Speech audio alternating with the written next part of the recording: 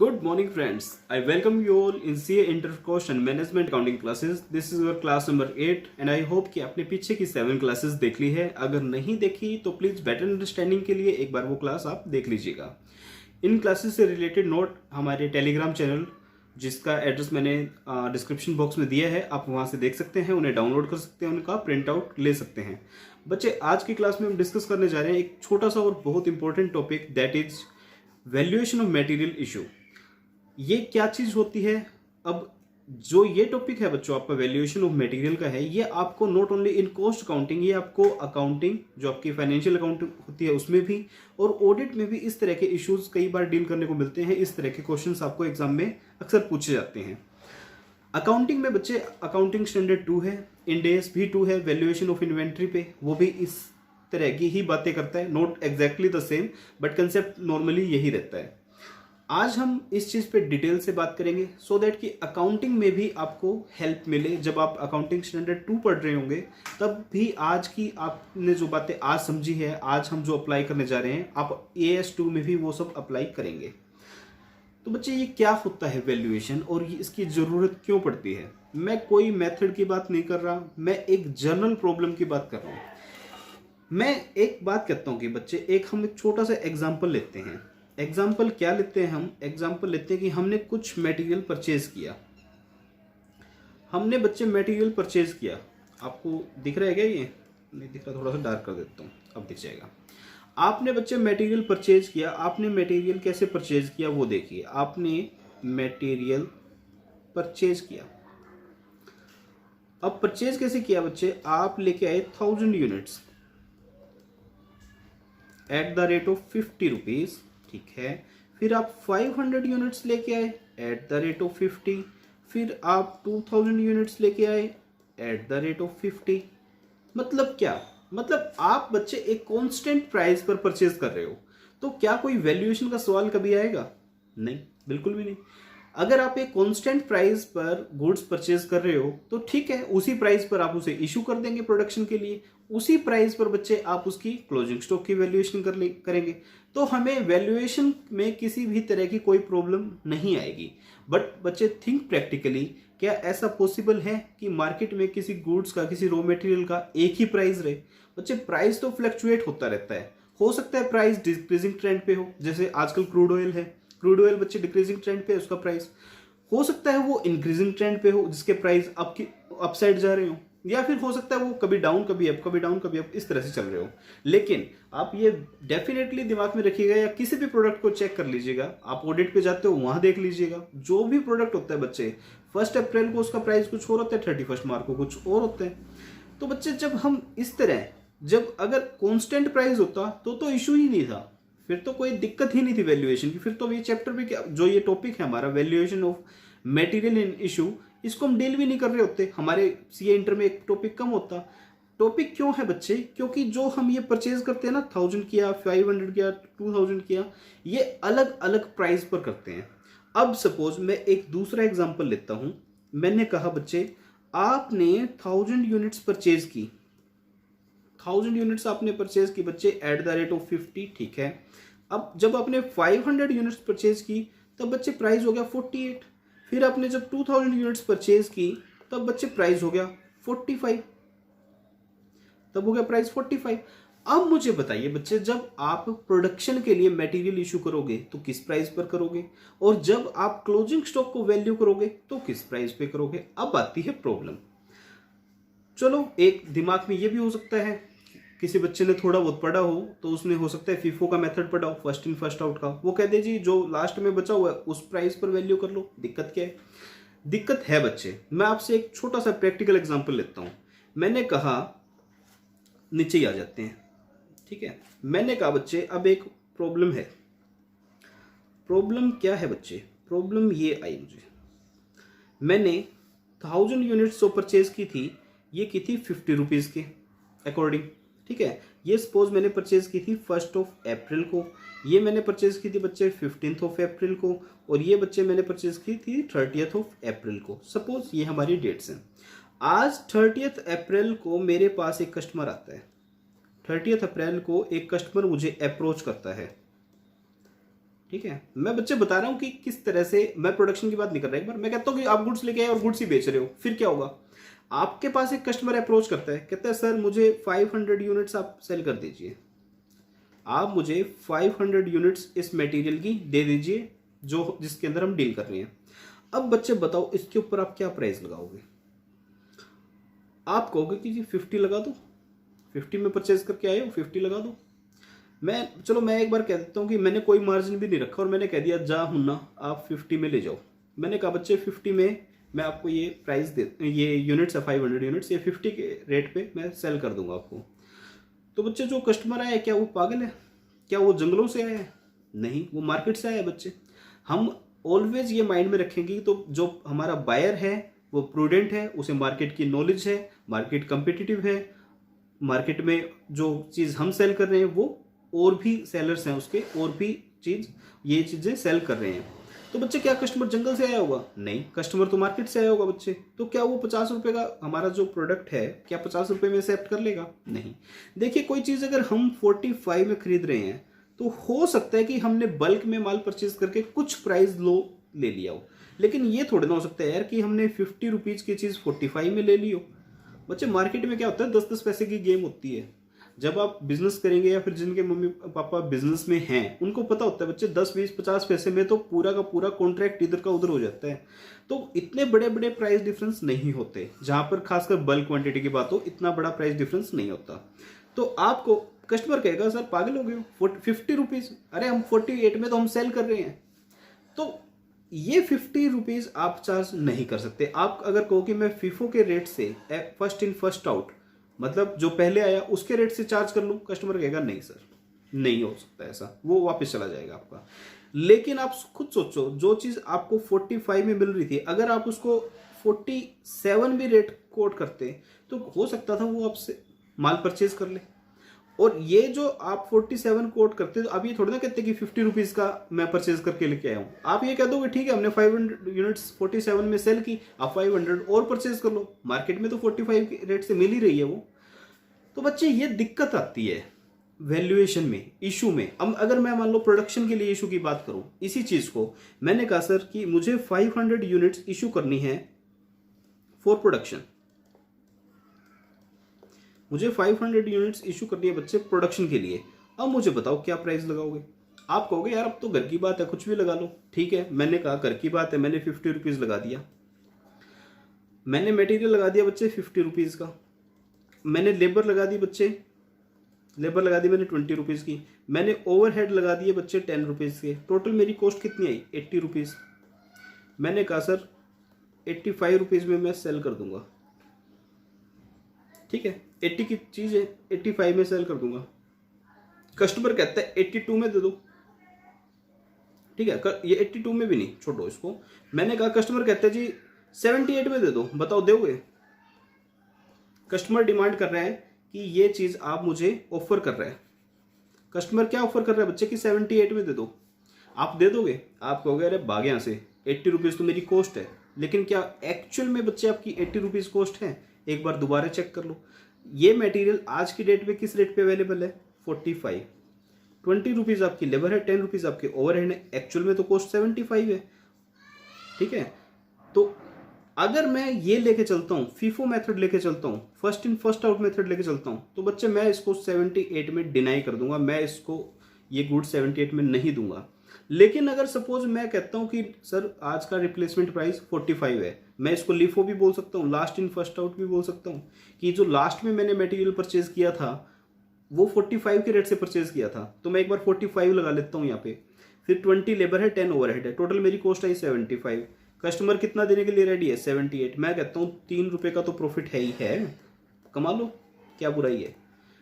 इस point of time पे मैं कह दूंगा कि ठीक है सर ओके, मैं आपको 78 में माल देता हूँ।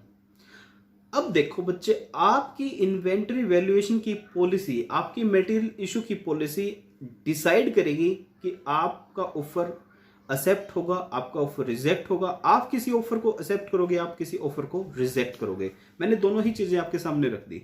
तो बच्चे इसलिए इंपॉर्टेंट होता है हमारे लिए इन्वेंट्री वैल्यूएशन। दिक्कतें आ जाती है बच्चे कई बार किस तरह की, इस तरह की जो ये प्रैक्टिकल सिचुएशंस हैं, ये लाइफ में बच्चे आपको देखने को मिलेगा। ये प्रैक्टिकल सिचुएशंस है।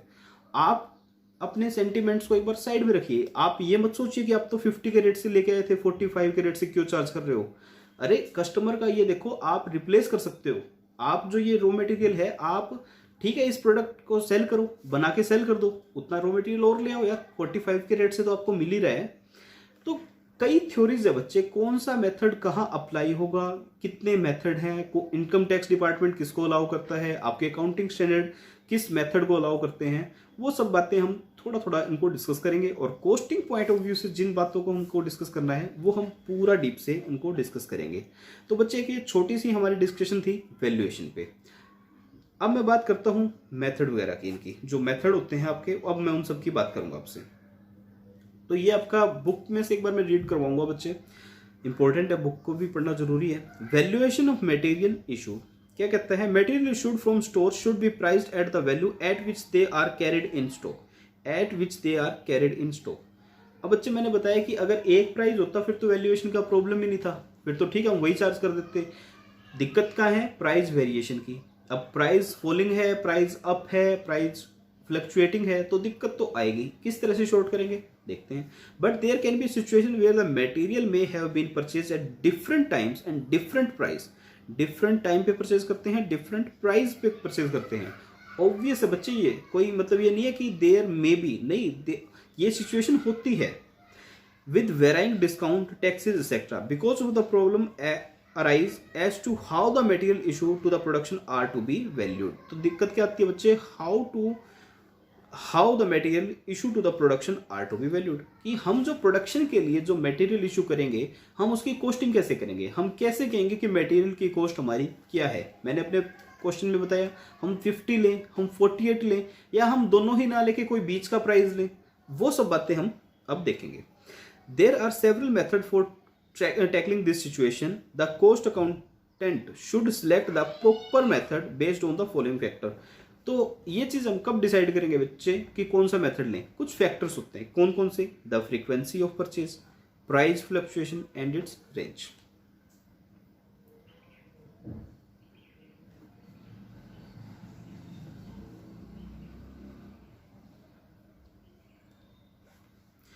The frequency of issue of material, आप कितना फ्रीक्वेंटली मटेरियल इशू कर रहे हैं, रिलेटिव क्वांटिटी क्या है, nature of cost of accounting system क्या है, नेचर ऑफ बिजनेस क्या है, मैनेजमेंट पॉलिसीज क्या है। तो कुछ फैक्टर्स होते हैं जिनके ऊपर डिपेंड करता है कि हम किस तरह से वैल्यू करें। तो पहले हम बच्चे बात करेंगे मेथड्स की, ठीक है। ये जो मेथड्स आप पढ़ लोगे आपको ये सारी की सारी कहानियां आराम से समझ में आ जाएगी। कहता है जी कॉस्ट प्राइस मेथड, कहता है जो आपकी कॉस्ट है उसके अकॉर्डिंग ही आप क्या करेंगे, मटेरियल इशू को कॉस्टिंग करेंगे, मटेरियल इशू की कॉस्टिंग करेंगे। तो सबसे पहला आता है जी स्पेसिफिक प्राइस मेथड। ये मेथड बच्चे बहुत ही स्मार्ट मेथड है। ये कहता है देखो, आपने किसी पर्टिकुलर जॉब के लिए कोई रॉ मटेरियल परचेज किया, ठीक है, आपने कहा कि मैं तो बच्चे क्या बनाऊंगा, आप सपोज कोई चीज बना रहे हो, ठीक है, आप बना रहे हो प्रोडक्ट एक्स। आप प्रोडक्ट एक्स बनाने के लिए कुछ रॉ मटेरियल परचेज करते हो, रॉ मटेरियल परचेज किया आपने।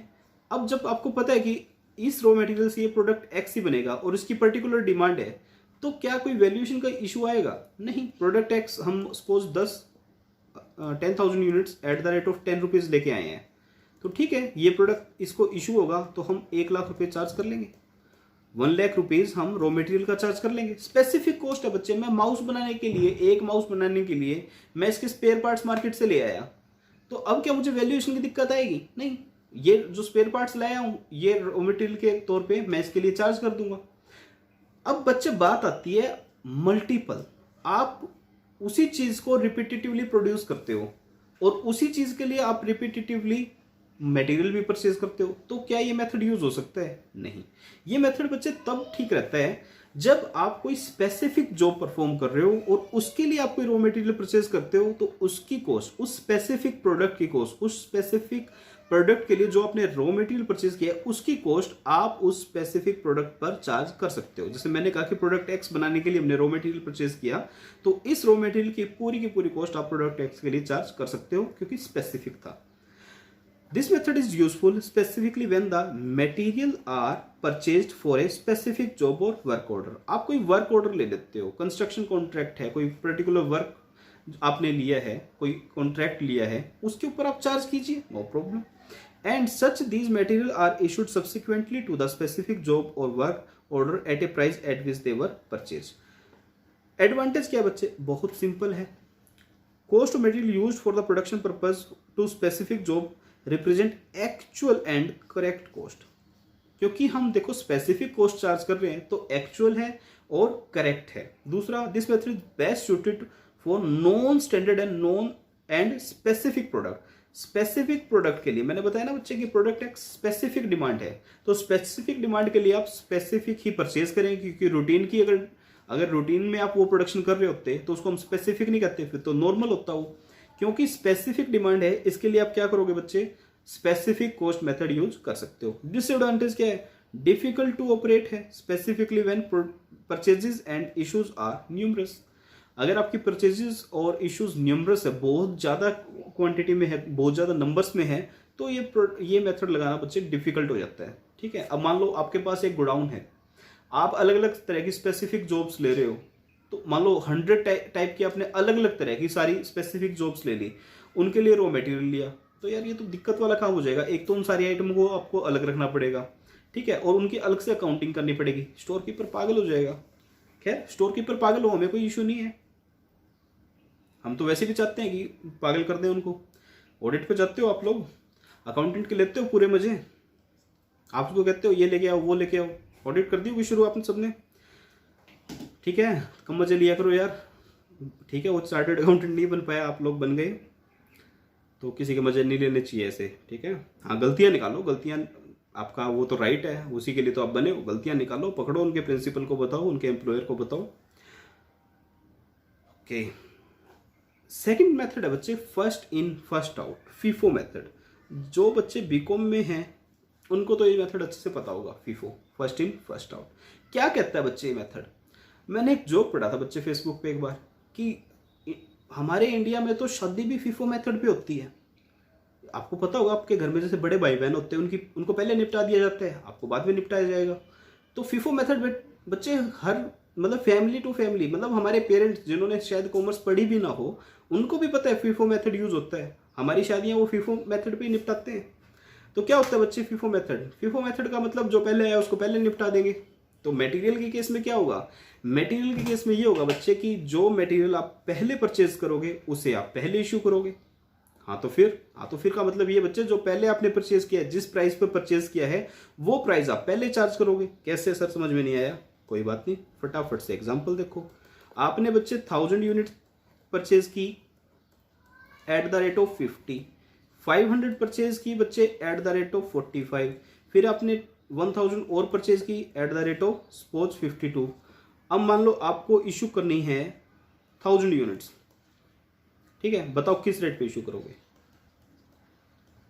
बहुत सिंपल है बच्चे, फर्स्ट इन फर्स्ट आउट। तो फर्स्ट कौन सा इन हुआ, ये वाला, किस रेट पे करेंगे बच्चे, 50 यूनिट्स पे, 50 रुपीज़ पे।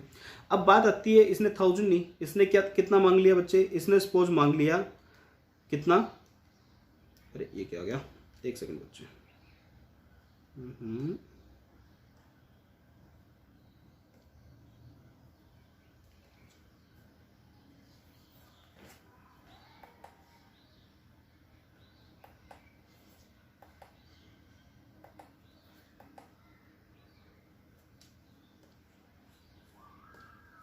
हाँ जी, इसने सपोज 1000 यूनिट्स की जगह इसने बच्चे मांग लिया आपसे 1100 यूनिट्स। अब बताओ किस प्राइस पे इशू करोगे। अब आप कहोगे यार 1000 वाली 50 पे कर देते हैं, नहीं बच्चे, आप कैसे करोगे, आप कहोगे देखो 1000 हमारे पास किस रेट से आई थी, 1000 रेट से आई थी बच्चे 50 के रेट से, उसके बाद नेक्स्ट 100 आपके पास किस रेट से आई, 45 के रेट से। तो इस तरह से आप चार्ज करोगे, आप कहोगे जी ये कॉस्ट है मटेरियल इशू की। ठीक है, तो फर्स्ट इन फर्स्ट आउट बच्चे क्या सजेस्ट करता है, ये सजेस्ट करता है जो मटेरियल पहले आएगा वो पहले जाएगा। फायदा क्या है, नुकसान क्या है, वैसे ही सोच लो यार, मतलब थोड़ा सा सोच के करो। बुक में जो लिखा है वो तो 2 मिनट में पढ़ लेंगे, लेकिन एक बार खुद से, अगर आपने टॉपिक पहले कभी नहीं पढ़ा, थोड़ा सा सोच के देखो। प्राइस जा रहे हैं फॉल, प्राइस नीचे हो रहे हैं, ठीक है, तो ये मेथड कहता है कि आप अपनी कॉस्ट तो कवर कर लोगे फर्स्ट इन फर्स्ट आउट के बेसिस पे। आपकी सोच पे बच्चे आप आर्ग्यूमेंट कर सकते हो। देखिए मेथड है, मेथड का मतलब क्या है, सोच है। आप आर्ग्यू कर सकते हो कि यार अगर हमारे जो प्राइस है पहले 50 था, फिर 45 हुआ, फिर 40 हुआ, आप ये चार्ज करोगे तो आपका प्रोडक्ट मार्केट में कम्पीट नहीं कर पाएगा।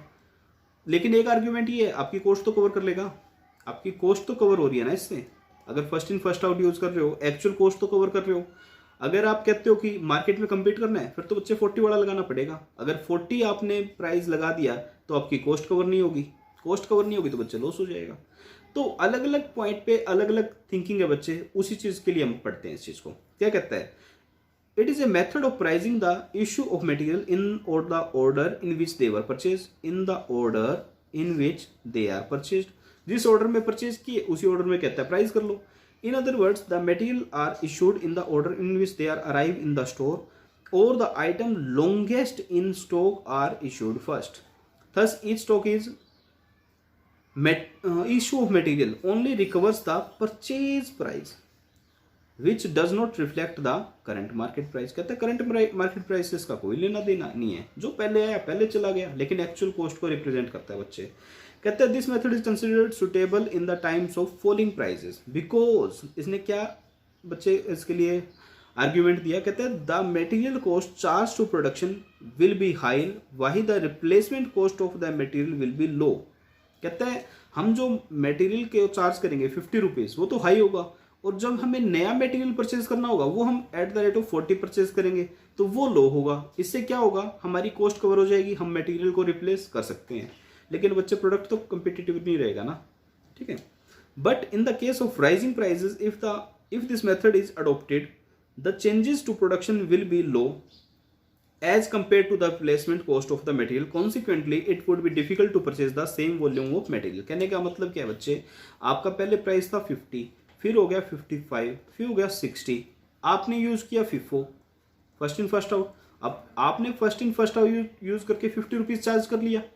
अब आप 50 रुपीज चार्ज तो कर लोगे, एक्चुअल कॉस्ट भी है, करेक्ट भी है, लेकिन क्या आप अब 50 रुपीज़ के हिसाब से नई यूनिट खरीद सकते हो? नहीं, नई यूनिट तो 60 रुपीज़ की होगी। तो कहते हैं जी जब प्राइस अप जा रहे हो तब ये मेथड सुटेबल नहीं रहता, क्योंकि इससे क्या होगा, प्राइस कंपिटिटिव भी हो जाएगा। चलो आपका जो फाइनल प्रोडक्ट आप बना के डालोगे, आपकी कॉस्टिंग निकालोगे उसकी, आप मार्केट में जल्दी से सेल भी कर दोगे, लेकिन बच्चे क्या नया प्रोडक्ट खरीद लोगे? नहीं, लॉस हो जाएगा आपको। तो ये कहते हैं जब प्राइस राइज कर रहे हो तब ये मेथड सुटेबल नहीं है, ठीक है। तो मैंने ये सारी की सारी आपको कहानी समझा दी है विद एग्जांपल्स, समझ में आ गई होगी बच्चे, इतना मुश्किल तो ये है भी नहीं। उसके बाद इसकी भी एडवांटेज डिसएडवांटेज की बात करता है। कहता है सिंपल है, हाँ पता है जी सिंपल है, बिल्कुल सिंपल है, ये सिंपल है, सिंपल टू अंडरस्टैंड है। उसके बाद कहते हैं material cost charge to production represent actual cost, actual cost को रिप्रेजेंट करता है। हाँ जी, एक्चुअल कॉस्ट को तो रिप्रेजेंट करता है, क्यों? क्योंकि जिस रेट से परचेज करके आए हो वही रेट तो चार्ज कर रहे हो ना आप। It is in the case of falling prices the use of this method gives better result. बस बात आपको ये बात अच्छे से याद रखनी है बच्चे, जब प्राइस फॉल कर रहे हो तो ये मेथड बेटर रिजल्ट्स देता है। Closing stock material will be represent very closely to the current market price. अब देखो क्या होता है, आप 1000 यूनिट्स लेके आए एट द रेट ऑफ 50, फिर आप लेके आए 500 units at the rate of 45, फिर लेके आए आप 1000 units again eight the rate of 42। अब सपोज आपने इसमें से 700 यूनिट्स कंज्यूम कर ली, 700 यूनिट्स आपने कंज्यूम कर ली, तो ये टोटल कितनी थी 2500, बच माइनस कितनी होगी 700, बच की कितनी आपके पास 800। लास्ट प्राइस क्या है आपका 42। अब फर्स्ट इन फर्स्ट आउट में ये तो जा चुकी होगी, ये भी जा चुकी होगी, इसमें से भी कुछ जा चुका होगा, तो आपके पास ये 800 ये वाली बचेगी ना। तो जो लास्ट में बच्चे जो आप परचेज करके आए हो वो करंट मार्केट प्राइस के नज़दीक होगा ना। भाई मान लो आपने लास्ट परचेज की 18 मार्च को, 18 मार्च को एट द रेट ऑफ 42 आपने परचेज किया लास्ट टाइम। अब आज है 31 मार्च बच्चे, आज की डेट है 41 रुपीज सपोज, तो इसके काफ़ी नज़दीक नहीं होगा ये प्राइस, होगा। तो इसलिए कहते हैं कि जो आप क्लोजिंग स्टॉक वैल्यू करोगे वो मार्केट प्राइस के काफ़ी नज़दीक होगा। अगर आप चलो मैं लिफो एक बार नहीं बोलता यार, आप अगर मान लो आप उल्टा करते हैं इसको, मान लो आप कहते हैं कि मेरे पास तो ये वाली यूनिट बची हुई है, तो आप किस रेट पे चार्ज करते हैं 50, तो क्या ये मार्केट प्राइस के नज़दीक होता? नहीं। तो रियलिस्टिक सा लगता है कि ठीक है, मार्केट जो आपका क्लोजिंग स्टॉक वैल्यू हो रहा है वो मार्केट प्राइस के आसपास ही वैल्यू हो रहा है। ठीक है बच्चे, तो ये बात है, closing stock of material will be represented by closely at the market price, current market price के आसपास ही होता है आपका क्लोजिंग स्टॉक। डिसएडवांटेज क्या है? कहते हैं जी price fluctuate frequently, this method may lead to clerical error. कहता है अगर प्राइस बहुत ज़्यादा फ्लक्चुएट हो रहा है तो क्लरिकल एरर आ सकती है इस मेथड में। तो बच्चे क्लरिकल एरर आ रही है तो उसमें हमारा क्या लेना देना है? हम सीएस किसके लिए बैठे हैं? क्लरिकल एरर को पकड़ने के लिए तो बैठे हैं, इसी बात के तो पैसे मिलते हैं। ठीक है, तो ये चलो ठीक है यार, एग्जाम में लिखना है आप लिख सकते हो। Since each issue material to production is related to specific purchase price, the cost charge to the same job are likely to show a variation from period to period. तो कहते हैं वेरिएशन आती रहती है पीरियड के साथ, हाँ जी आती रहेगी।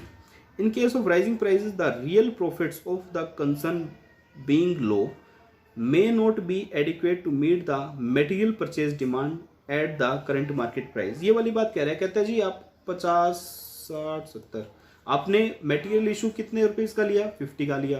कहता है लेकिन आज का रेट क्या है? 70। तो क्या इस 50 में आप 70 रुपीज़ वाला गुड्स दोबारा परचेज कर सकते हो? नहीं। तो कहता है प्राइस जब राइज हो रहे हो तो आपको मटेरियल रिप्लेस करने में थोड़ी सी दिक्कत आती है, काफ़ी आती है, थोड़ी सी नहीं आती बच्चे। एक इन्होंने छोटा सा एग्जांपल दिया, कहता है हमने गुड्स परचेज की, कैसे परचेज की? जुलाई 3 को 600 यूनिट्स। अच्छा, इशू इन्होंने बता रखे है नीचे बच्चे, डेट, क्वांटिटी, लोट। हाँ ये इशू है, ये परचेज है, इन्होंने बता नहीं रखा कि ये इशू है, ये इशू है बच्चे। क्या कहता है ये? कहता है आपने जुलाई 3 को 600 यूनिट्स परचेज की। चाहता क्या है? पहले इसकी चाहत देख लो बच्चे।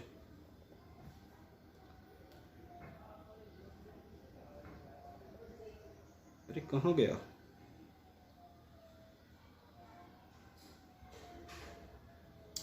वैसे ही बता रखा है बच्चे, इसके ऊपर शायद कोई क्वेश्चन नहीं है, ये ऐसे ही उन्होंने बता रखा है। कोई बात नहीं, देख लेते हैं आगे इसका, अगर कोई क्वेश्चन पूछेगा तो हम इसका आंसर कर देंगे। आगे आ जाओ। कहते हैं last in first out, last in first out, जो लास्ट में आया उसे पहले आप इशू करो।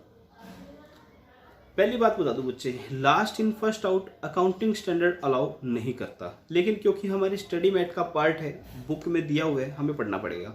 लेकिन ये रियलिस्टिक नहीं है, last in first out accounting standard आपको अलाउ नहीं करता है, तो इस बात को याद रखिएगा। अकाउंटिंग स्टैंडर्ड 2 में आप ये बात पढ़ेंगे, last in first out method of valuation of inventory is not allowed. It is a method of pricing the issue of material. The method is based on the assumption that the items of the last batch purchase are the first to be issued। कहता है जो last में आप purchase करोगे सबसे पहले वही issue करोगे। Therefore, under this method, the price of the last batch are used to the pricing of the issue until it is exhausted and so on. However, the quantity of issue is more than the quantity of the latest lot, then earlier its price will also be taken into consideration। क्या कहना चाहता है यार? हिंदी में तो, English में तो हमें समझ में आता नहीं है, ठीक है, मतलब इसकी पैराग्राफ में समझ में नहीं आता। वैसे तो आप इंग्लिश के एक्सपर्ट हो यार, आप सभी, मतलब आपको तो यूएस से वीजा भी मिल जाएगा बहुत जल्दी, ठीक है। 1000 यूनिट्स बच्चे आपने परचेज की थी एट द रेट ऑफ 50, आपने फिर 500 यूनिट्स परचेज की बच्चे एट द रेट ऑफ 45, फिर आपने बच्चे 1000 यूनिट्स फिर से परचेज कर ली एट द रेट ऑफ 48, फिर बच्चे आपने 2000 यूनिट्स परचेज कर ली एट द रेट ऑफ 30, नहीं 30 तो कम हो जाएगा यार, 47 कर लो, ठीक है। अब कहता है ये कि सिचुएशन वन क्या कहती है बच्चे? ये कहता है कि आपको इशू करनी है यूनिट्स, कितनी इशू करनी है? आपको इशू करनी है, कहता है 2000 यूनिट्स सपोज, तो कोई दिक्कत ही नहीं है। 2000 यूनिट्स, हम कौन सा मेथड यूज कर रहे हैं बच्चे? Last in first out, last में आया पहले जाएगा, तो लास्ट में कौन सा आया है? ये वाला, तो ये पूरा उठा के हम क्या कर देंगे? Eight the rate of 47 charge कर देंगे, कोई दिक्कत नहीं। सिचुएशन 2 बच्चे कहता है आपको इशू करनी है सपोज 2500 यूनिट्स, अब कैसे इशू करोगे? तो आप कहोगे जी देखो 2000 तो हम ये ले लेंगे, हाँ जी बिल्कुल ले लेंगे, 2000 इंटू 47, अब बच की कितनी 50, 500, 500 किस में से लेंगे बच्चे, इसमें से लेंगे, तो 500 का क्या प्राइस करोगे बच्चे 48। बस ये है लीफो, कोई मुश्किल है, बिल्कुल आसान है बच्चे, बिल्कुल आसान। ठीक है, कहता है जी during inflationary period or periods of rising prices, the use of LIFO would help to ensure the cost of production determined on the above basic is approximately the current one। कहता है अगर प्राइस राइज हो रहे हो, suppose पहले 50 हुआ, फिर 52 हुआ, फिर 54 हुआ, फिर 55 हुआ, फिर 57 हुआ, अब कहता है जी अब आप लिफो यूज करेंगे तो अप्रोक्सीमेटली आप कौन सा मार्केट प्राइस ही उठा रहे हो, तो आपका प्रोडक्ट कंपिटिटिव भी होगा। बात तो सही लग रही है, बात तो जायज़ है, लेकिन अगर अगर अगर अगर ये फॉलिंग प्राइसेस हुआ तो मतलब पहले आपका 57 था, फिर 56 हुआ, फिर 55 हुआ, फिर 54 हुआ, फिर 53 हुआ, फॉलिंग प्राइस में क्या होगा बच्चे, आप क्या करोगे, ये 53 ले लोगे, लेकिन जो 57 वाला है आपकी कॉस्ट तो 57 थी, वो आपका रह जाएगा, तो आप एक्चुअल कॉस्ट को कवर नहीं कर पाओगे, लॉस हो जाएगा कहीं ना कहीं। एडवांटेज डिसएडवांटेज देख लो, the cost of material issued will be either nearer और will reflect the current market price, ये बात मैंने बता दी आपको किस तरह से होता है। The use of this method during the period of rising prices does not reflect undue high profit. कहता है राइजिंग प्राइसेस है तो आपको अनड्यू हाई प्रॉफिट ये नहीं दिखाएगा। कैसे बच्चे, कैसे, इसलिए बच्चे कि अगर प्राइस आपका यहाँ से लेके यहाँ आ चुका है, आप फीफो यूज करोगे, फीफो यूज करोगे तो आप कॉस्ट क्या चार्ज करोगे 50 और सेल करोगे मार्केट के हिसाब से, तो ये 7 रुपीज़ का जो डिफरेंस है आप तो ये भी यही कहोगे ना मेरा प्रॉफिट है, लेकिन एक्चुअल में रिप्लेसमेंट कॉस्ट बच्चे 57 ही हो चुकी है। तो प्राइस अगर हाई हो रहे हैं, मतलब आपके प्राइस 50 से 60 चले गए सपोज, ठीक है, तो आप कॉस्ट क्या होगे, आप कॉस्ट कहोगे 50 है, लेकिन एक्चुअल में तो कॉस्ट बच्चे 60 हो चुकी है ना। समझ में नहीं आई, कोई बात नहीं, मुझे लगता नहीं समझ में आई होगी बच्चे, इसलिए मैं थोड़ा सा एग्जांपल लेके करवाऊंगा। एग्जांपल देखिए बच्चे, ये कहना चाहता है आपने रॉ मटेरियल परचेज किया एट द रेट ऑफ 50, ठीक है, किसी टाइम में परचेज किया था, अब प्राइस आते आते आते आते करंट प्राइस कितना हो गया है, करंट प्राइस हो गया बच्चे 60। आपने इस रॉ मटेरियल से फिनिश्ड गुड्स बनाए, और फिनिश्ड गुड्स में आपने कैसे बनाए, आपने लेबर का खर्चा किया, लेबर का खर्चा किया आपने 20 रुपीज़, और आपने ओवरहेड्स भी लगाए 10 रुपीज़ के। अब आपने कॉस्टिंग निकाली, आप कॉस्टिंग चेक कर रहे हो, कॉस्टिंग कैसे चेक करोगे, आप कहोगे मटेरियल का खर्चा हुआ था बच्चे 50 रुपीज़, लेबर का हुआ 20 रुपीज़, ओवरहेड हुए 10 रुपीज़, कितनी आई 80 रुपीज़ कॉस्ट, कॉस्ट आई 80 रुपीज़, आपने सेल कर दिया सपोज 90 में, तो प्रॉफिट कितना हुआ 10 रुपीज़ पर यूनिट। आप कहोगे 10 रुपीज़ पर यूनिट हमें प्रॉफिट हुआ, हुआ एक्चुअल में, एक्चुअल में तो नहीं हुआ ना। आप अगर आज की बात करो, अब ये आज यूनिट दोबारा खरीद के आओगे तो कितने में आएगी 60 में आएगी, तो एक्चुअल में तो बच्चे क्या हुआ है, एक्चुअल का तो देखो ये हुआ है, आपकी मटेरियल आज की डेट में 60 का था, लेबर वही 20 था, और ओवरहेड आपका था 10 रुपीज़, तो 90 रुपीज़ की तो आपकी कॉस्ट ही थी ना। आपने कॉस्ट की आइटम कॉस्ट में सेल करके आप कह रहे हो कि 10 रुपये प्रॉफिट हो गया। चलिए देखिए, over a period the use of LIFO helps to iron out the fluctuations in profit। कहता है लॉन्ग रन में जो आपकी फ्लक्चुएशंस होती हैं प्रॉफिट की, वो ये टैकल कर लेता है, ठीक है। एक शीट बना के देखिएगा, होमवर्क देता हूँ, दोबारा समझा दूंगा, कोई इशू नहीं है। एक बार आप प्राइस फ्लक्चुएट करके एक लिफो के मेथड से, या फिर हम क्वेश्चन करेंगे यार, उसमें आपको ज़्यादा बेटर समझ में आ जाएगा। अभी मैं एग्जांपल के थ्रू समझाऊंगा तो शायद आपको इतना ज़्यादा समझ में ना आए, क्वेश्चंस करेंगे हम इसके ऊपर। In the period of inflating inflation, LIFO will tend to show the correct profit and thus avoid paying undue taxes to some extent। लेकिन टैक्स वाले क्या इसको अलाउ करेंगे बच्चे, अलाउ ही नहीं करेंगे वो, ठीक है, तो ये चीज़ हो जाती है यूजलेस। कहता है जी अगर प्राइस आपके इन्फ्लेट हो रहे हो तो आपका रियल प्रॉफिट निकल के आएगा, तो रियल प्रॉफिट मतलब जो मार्केट प्राइस पे अकॉर्डिंग है, हमारा तो जीरो आ गया था, 90 की कॉस्ट आ रही थी, 90 रुपीज़ में हम सेल कर रहे थे, तो हमारा तो प्रॉफिट जीरो आ गया। लेकिन क्या इनकम टैक्स अथॉरिटीज और काउंटिंग स्टैंडर्ड उसे मानेंगे बच्चे, बिल्कुल भी नहीं मानेंगे, वो मानते ही नहीं है इस चीज़ को। डिसएडवांटेज क्या कहता है, calculation under LIFO system become complicated and the cumbersome when frequent purchase are made at highly fluctuating rates. तो क्या अगर कोई चीज़ कॉम्प्लिकेटेड है तो क्या हम उसे करना छोड़ दें? सीए कॉम्प्लिकेटेड है तो क्या हम उसे करना छोड़ देंगे? नहीं ना, हमें तो बच्चे कॉम्प्लिकेटेड चीज़ों से प्यार है, तो हम LIFO मेथड तो यूज़ करेंगे। डिसएडवांटेज है बच्चे, याद रख लेना। Cost of different similar batches of production carried on at the same time may differ a great deal. कहता है जी cost of different similar batches of production carried on at the same time may differ a great deal. कहता है अब जैसे LIFO है, एक batch में कुछ प्राइस आ रहा है, दूसरे प्राइस में कुछ आ रहा है, तो कहता है डिफर हो सकता है वो। ठीक है, ये थ्योरेटिकल बातें हैं यार, मैं तो वैसे ही पढ़वा रहा हूँ आपको। In time of falling prices there will be need to writing off stock value considerably to stick of the principle of stock valuation I the cost of the market price whichever is lower. कहता है price कौन से बच्चे? Price है आपके falling prices हैं। ठीक है, तो एक मैं स्टॉक वैल्यूएशन का रूल बताता हूँ। फॉलिंग प्राइसेस का मतलब क्या? आपने जो परचेज की है बच्चे, कैसे परचेज की है? आपने परचेज की eight the rate of 50, eight the rate of 48, eight the rate of 47, eight the rate of 46। ठीक है, अब आपने LIFO यूज किया तो सपोज आपने ये सारा मटेरियल कर लिया यूज। ठीक है, आपके पास सपोज ये 1000 यूनिट्स बची हुई है। आप कहते हो कि मेरे स्टॉक की वैल्यू है 5000 रुपीज। अब वैल्यूएशन का एक रूल है बच्चे, कॉस्ट और NRV which ever is less. आपकी कॉस्ट कितनी है, ये अकाउंटिंग स्टैंडर्ड 2 में लिखा गया है बच्चे। ठीक है, आप सबने पढ़ा भी होगा, शायद नहीं पढ़ा तो कोई बात नहीं, एक छोटा सा रूल है कि आप स्टॉक की वैल्यूएशन कैसे करते हैं, कॉस्ट प्राइस और NRV मतलब net realisable value which ever is less, जो भी कम हो। क्यों करते हैं ऐसा? प्रूडेंट प्रिंसिपल बच्चे। प्रूडेंट प्रिंसिपल क्या कहता है? अगर आपकी कोई चीज़, मैं वैसे देसी भाषा में बताऊँ आपको, प्रूडेंस क्या कहता है? अगर आपको कोई एक्सपेक्टेड लॉस है तो आज ही बुक्स में एंट्री मार दो। अगर आपको एक्सपेक्टेड प्रॉफिट है तो जब रियलाइज हो गए तब बात करेंगे। तो इसीलिए ये कहता है जी आपकी इसकी कॉस्ट कितनी है 50 रुपीज़, लेकिन आज की मार्केट प्राइस कितनी है, मैं NRV इसी को मान रहा हूँ, नेट रियलाइजेबल वैल्यू। मतलब आज अगर इस प्रोडक्ट को आप मार्केट में सेल करो, 1000 यूनिट्स को मार्केट में सेल करो, तो आपको 46 के अकॉर्डिंग ही रुपए मिलेंगे बच्चे। तो क्या आप इसको 50 के में दिखा सकते हो? 50 में शो कर पाओगे? नहीं, 50 में आप इस मटेरियल को नहीं दिखा पाओगे बच्चे। इसलिए क्या करना होगा, आपको 4 रुपीज़ राइट ऑफ करने होंगे P&L में। मतलब आपको लॉस बुक करना पड़ेगा, वैल्यूएशन लॉस हो जाएगा बच्चे आपको 4 रुपये का।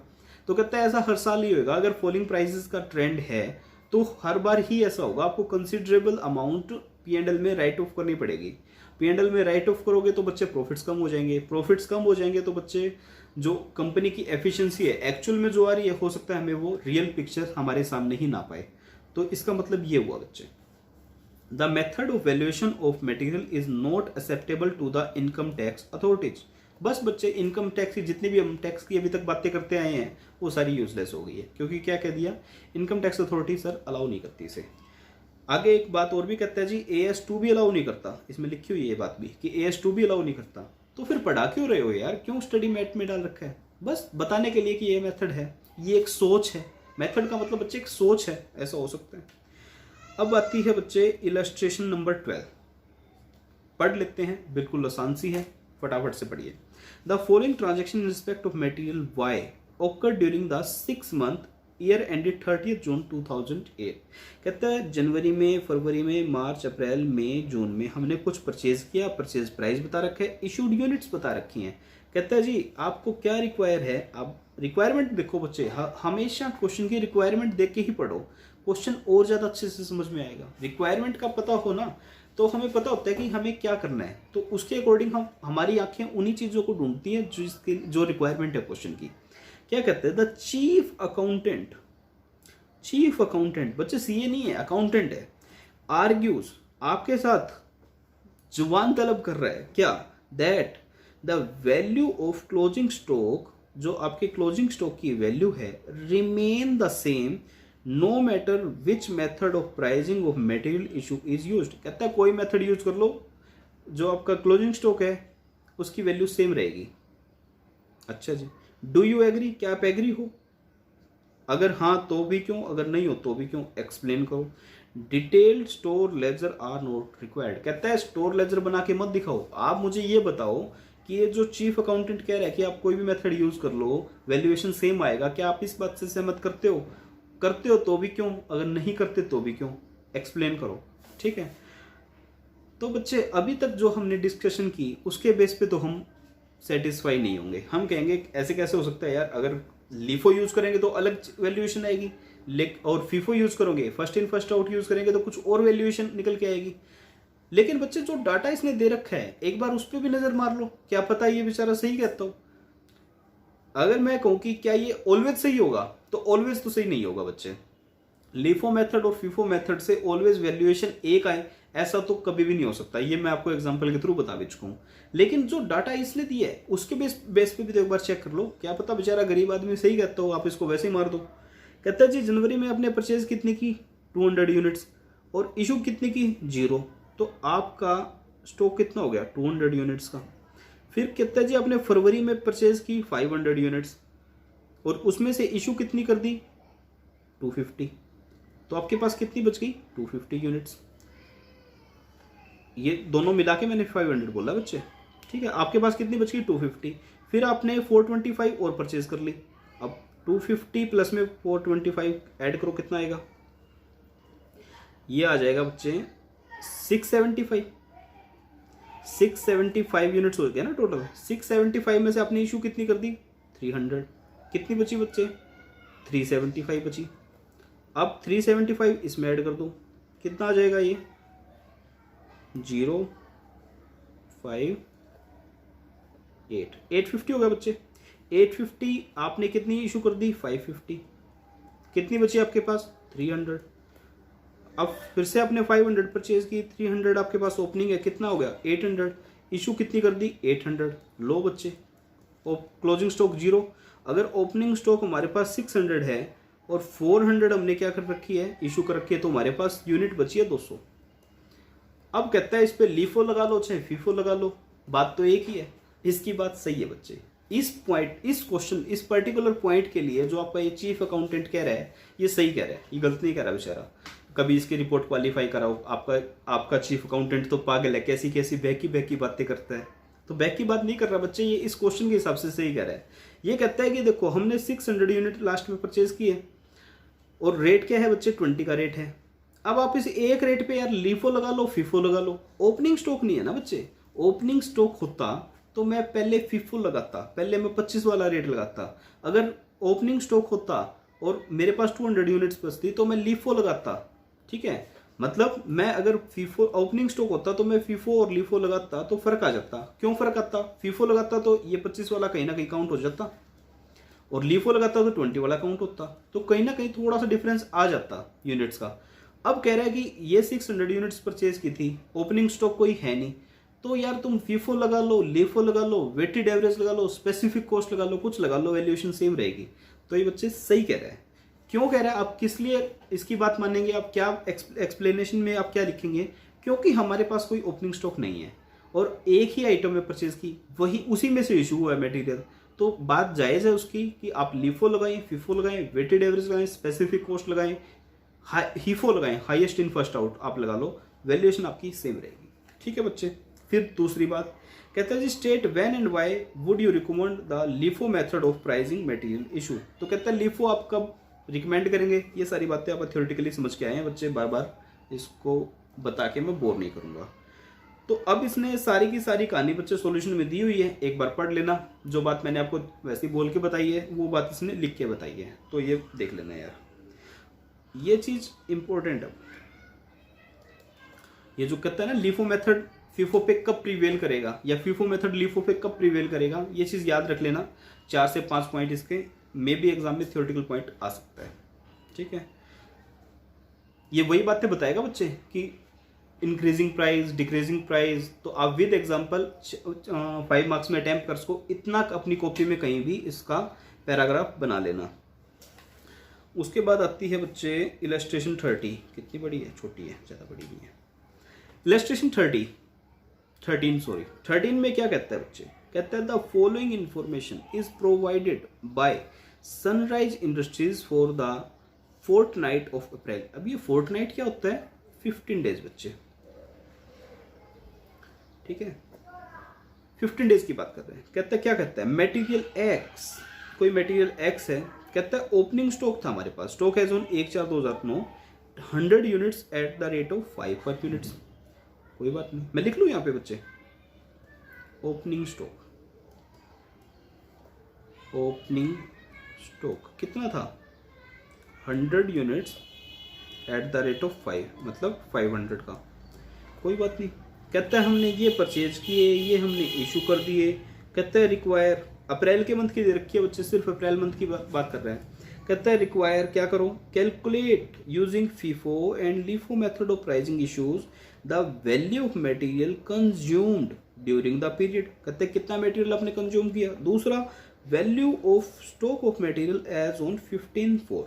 कहता है आप मुझे क्या बता दो बच्चे, एक तो वैल्यूएशन ऑफ स्टॉक बता दो और एक जो हमने मटेरियल कंज्यूम किया है वो बता दो। और मेथड कितने फॉलो करने हैं बच्चे? 2, एक बार लीफो एक बार फीफो। करके देखते हैं कैसे। पहली डेट क्या है बच्चे? 5/4, ठीक है। तो मैं आपको स्टॉक लेजर की फॉर्म में करके दिखाता हूं बच्चे।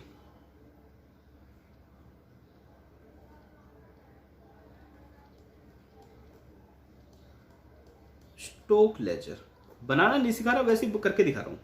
मैंने कहा 1 अप्रैल, 1 अप्रैल ओपनिंग, क्वांटिटी कितनी है बच्चे, रेट क्या है, अमाउंट क्या है, बताते जाना फटाफट से। क्वांटिटी कितनी बच्चे? 100 यूनिट्स। रेट कितना था? 5 रुपीज। अमाउंट कितनी हो गई? 500। अब क्या दूसरे कॉलम में बना लो परचेज। परचेज में भी क्या आएगा? Quantity, rate, amount. एक कॉलम और बना लो बच्चे, इशू। इशू में क्या आएगा? Quantity, rate, amount. और लास्ट में क्या आएगा बच्चे? लास्ट में आ जाएगा आपका क्लोजिंग स्टॉक। और क्लोजिंग स्टॉक में क्या आएगा? Quantity, rate, amount. ठीक है।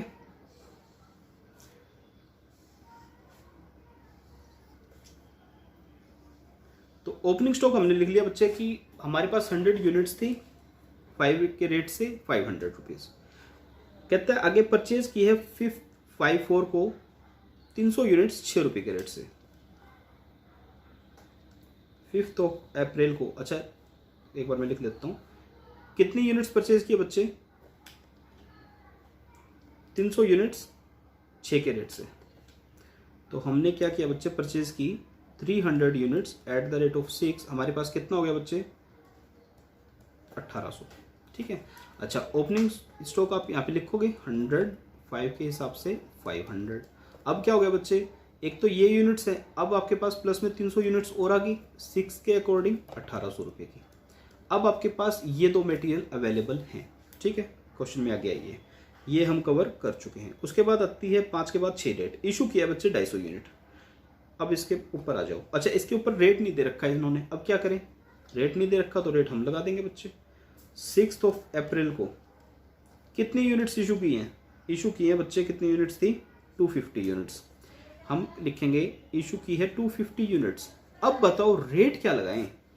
दिक्कत आएगी रेट की। तो सबसे पहले बच्चे हम मैथ इसको सोल्व करते हैं फर्स्ट इन फर्स्ट आउट से। ठीक है, अगर हम फर्स्ट इन फर्स्ट आउट लगाते हैं तो 250 यूनिट्स हमें इशू करने के लिए हम किस तरह से इशू करेंगे? हम कहेंगे जी देखो 100 यूनिट्स तो हमने 5 रुपये वाली यूज़ की है 500 वाली, और बाकी की बची हुई 150 यूनिट्स हमने कौन सी यूज़ की है बच्चे? 6 रुपये वाली। तो ये कितने का आ जाएगा? 900। ठीक है, और हमारे पास अब कौन सी यूनिट बचेगी? ये तो हम कंज्यूम कर चुके सारी की सारी, ये तो हमने सारी की सारी इशू कर दी ना 5 के रेट से। अब हमारे पास इस 300 में से 150 यूनिट्स बचेगी 6 रुपीज़ के रेट से 900 रुपीज़ की। ये हमारा आ गया क्लोजिंग स्टॉक अब इस पॉइंट ऑफ टाइम पे। ठीक है, अब बात करते हैं 6 अप्रैल के बाद की। 6 अप्रैल के बाद कौन सी डेट आई बच्चे? 6 के बाद 7th 8th ईयर ही आपने फिर से 500 यूनिट्स परचेज की है 7 के रेट से। तो आपने क्या किया बच्चे? 8 अप्रैल को 500 यूनिट्स परचेज की हैं 7 के रेट से 3500। 500 ही थी ना? हाँ ये थी। तो अब आपके पास क्लोजिंग स्टॉक क्या आ गया, अब आपके पास क्लोजिंग स्टॉक आएगा बच्चे 150 यूनिट्स 6 के रेट से 900, और ये 500 यूनिट्स आपकी 7 के रेट से 3500। ठीक है, ये आपका क्लोजिंग स्टॉक आ गया। उसके बाद चलिए 8 अप्रैल के बाद कौन सी डेट है बच्चे, 8 के बाद है आपकी 9 है 10th ये रही। 10th को आपने 400 यूनिट्स इशू किए, इसने फिर रेट नहीं दिया, पागल है ना क्वेश्चन वाला। 10th को आपको 400 यूनिट्स फिर से इशू करनी है। 10th अप्रैल को आपको इशू करनी है बच्चे 400 यूनिट्स। तो 400 यूनिट्स कैसे करेंगे बच्चे, 150 तो 6 वाली, और 250 कौन सी वाली, 7 वाली। बस ये कितना आ जाएगा 900, ये कितना आ जाएगा, ये आ जाएगा बच्चे 1750 आएगा ना। हाँ जी। अब आपके पास क्या कौन सा स्टॉक बचेगा, ये तो पूरा यूज कर चुके। अब आपके पास इसमें से 250 यूनिट्स बचेगी, प्राइस क्या लगेगा 7 का, कितना क्लोजिंग स्टॉक आ जाएगा 1750 रुपये। ये आपके पास क्लोजिंग स्टॉक आ गया। 10th के बाद क्या होगा बच्चे, 10th का आप कर चुके हो, 11 12th आ गई है, परचेज फिर से की 600 यूनिट 8 के हिसाब से। तो अपने डेट देख लेना यार, क्या थी डेट थी बच्चे आपकी 12th, 600 यूनिट 8 के हिसाब से। 12 अप्रैल 600 यूनिट आपने परचेज की है 8 के हिसाब से 4800 रुपये की। अब आपके पास क्लोजिंग स्टॉक क्या बचेगा बच्चे, एक तो ये 250 यूनिट बच गई आपके पास 7 के हिसाब से 1750 रुपये की, और एक आपने ये 600 यूनिट्स परचेज की है 8 के अकॉर्डिंग, आपके पास ये आ गई बच्चे 4800 रुपये की। तो आपका क्लोजिंग स्टॉक कितना आ गया, ये वाला आ गया। उसके बाद देखो बच्चे 12 भी हो गया। अब आता है 14/4 को 500 यूनिट्स आपने इशू कर दी है। 14 अप्रैल को आपने यूनिट इशू की है बच्चे, कितनी थी 500। अरे आ जाओ भाई, 500 यूनिट्स आपने इशू किए बच्चे। अब बताओ कौन सी यूनिट्स इशू करोगे, 500 में से 250 तो आप यूज करोगे 7 वाली, कितने की 1750 की, ये आपकी पूरी यूज हो चुकी। अब आप बची हुई 250 कौन सी यूज करोगे बच्चे, 8 रुपीज़ वाली, कितने की होगी ये 2000 रुपीज़ की। कितनी यूनिट्स बची, 600 में से 250 इशू कर दी, 350 बची। 350 किस रेट से बची, 8 के हिसाब से। तो ये कितना आ जाएगा 2800।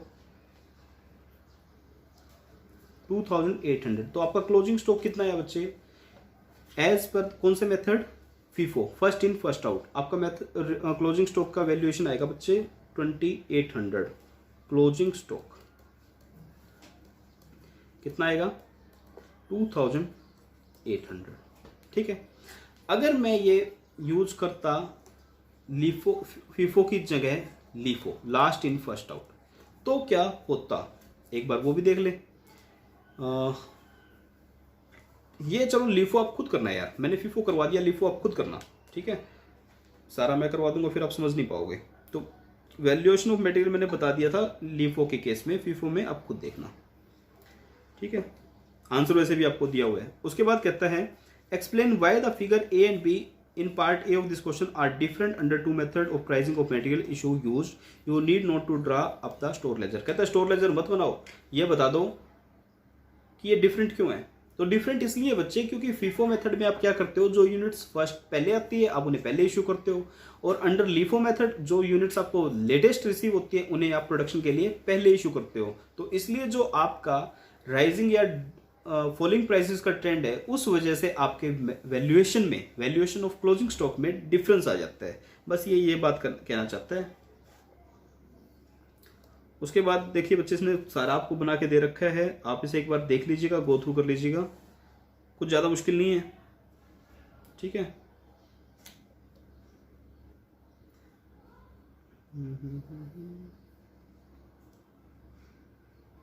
एक छोटा सा मेथड हो रहा है क्या बच्चे, उसको और डिस्कस कर लेते हैं। लीफो फीफो आई थिंक आपको अच्छे से समझ में आ गया होगा, इतना मुश्किल नहीं है यार कि मैं ज़्यादा टाइम दूं उसको। फिर भी 1-2 क्वेश्चन जब हम करेंगे स्टॉक लेजर के, तब इनको थोड़ा सा और डील कर लेंगे। फिर आता है जी बेस स्टॉक मेथड। कहता है minimum quantity of stock under this method is always held at a fix price as reserve in the stock to meet a state of emergency.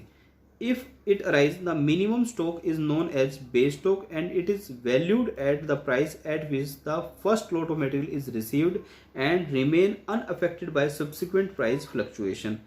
This method of valuation inventory is different from other method of valuation issue as the base stock of material are valued at the original cost whereas the material other than the base are valued using the other method like FIFO, LIFO, etc. This method is not an independent method as it uses FIFO or LIFO. Advantage क्या है?